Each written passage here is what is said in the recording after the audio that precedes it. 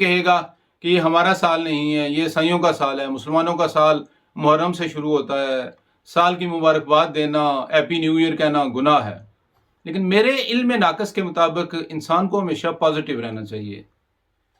اگر آدھا گلاس پانی کا ہو تو آپ اسے بھرا ہوا بھی کہہ سکتے ہیں اور آدھا خالی بھی کہہ سکتے ہیں، یہ آپ کی سوچ پہ منحصر ہے۔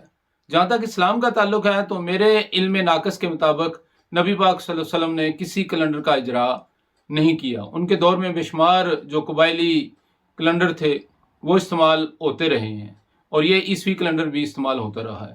اس عیسوی کیلنڈر کا آغاز ایک پوپ تھا گریگری نام کا، اس نے کیا تھا، اور حضرت عیسیٰ علیہ السلام کی پیدائش سے تقریباً 300 سال بعد کیا تھا۔